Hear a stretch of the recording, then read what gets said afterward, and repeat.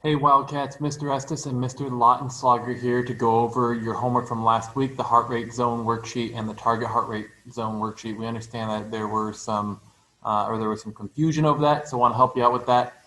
So the first part on this heart rate zone worksheet is finding your pulse, and that's what these instructions here are showing you, is that you need to find your pulse right below your jawline. You really got to just make sure you can find that and search. Even if it's hard and it's hard to find it, just keep moving around and find where you can feel your pulse, okay? Now, according to the directions there, you're going to then hold it for 6 seconds. So I'm going to go ahead and find a timer up here, a stopwatch. All right. I'm gonna start the stopwatch. I'm gonna count in my head how many times my heart rate or my pulse goes until I get to 6 seconds. So here we go.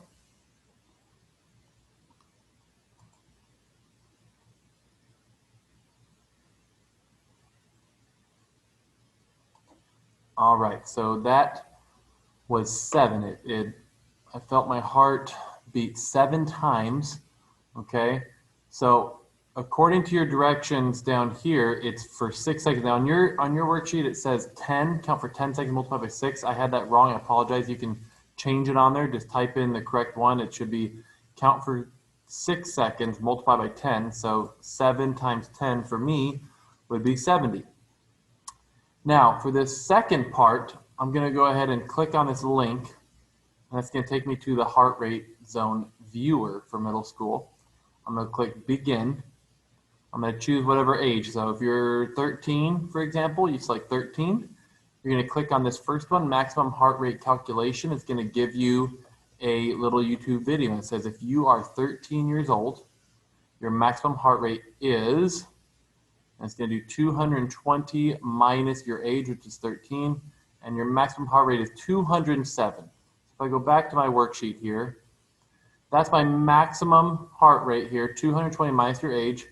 You're going to get 207. Okay, now I'm going to look at the video to come up with my moderate to vigorous activity level according to 70% of my heart rate, 80%, and 90%. So if I continue to watch this video, and I'm going to go ahead and scroll ahead because I don't care about this first one, maximum activity level. That's too high. We don't want to stay on that one. So I'm going to go all the way to the vigorous.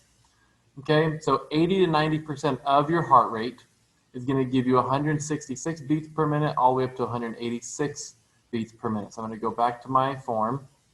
That's this side over here, vigorous, 80% to 90%. Now this box is combined with this other one from moderate because the high end of moderate is also the low end of vigorous, so it's all the same value. So 166 is 80%, 186 is 90%.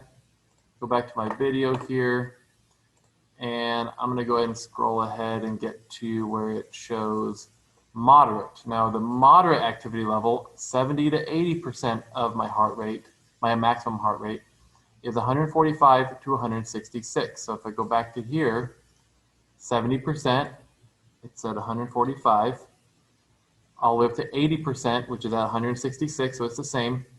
So what this means is when I'm doing physical activity, if I want to be a benefit to my body, that my target heart rate zone is to get my heart rate into the 145 beats per minute up to 186 beats per minute. That's the range I'm looking for according to my age if I'm a 13-year-old student, okay? I'm going to pass this on to Mr. Lautenschlager, and he's going to go over the target heart rate worksheet. Thank you, Mr. Estes. You did a really good job explaining that. So we are on to the next worksheet. Ladies and gentlemen, again, you will find this also on Google Classroom. And the first thing that we're going to do is we are going to take our resting heart rate.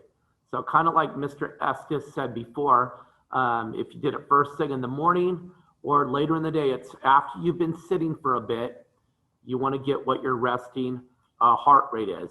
So you are going to, again, find your pulse right here, okay? And you're going to count for 6 seconds, and you're going to multiply that number by 10. So we're going to count for 6 seconds. So everybody, again, find your pulse, find your carotid artery, and go.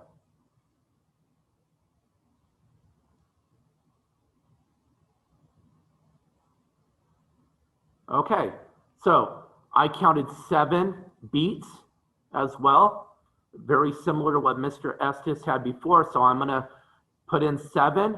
I'm going to then multiply that number, 7 beats in that 6 seconds.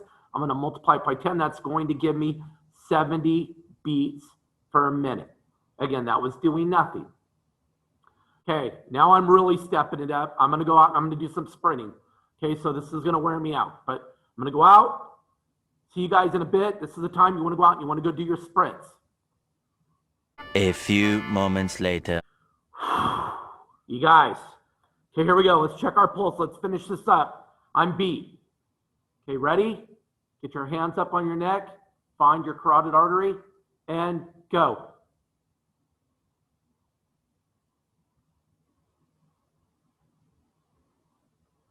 Okay, that increased. I counted 17 in that 6-second span. So I'm going to write in 17. I'm going to multiply that number times 10. And that would give me 170 beats per minute. Ladies and gentlemen, we hope this was helpful in completing your 2 worksheets for this week.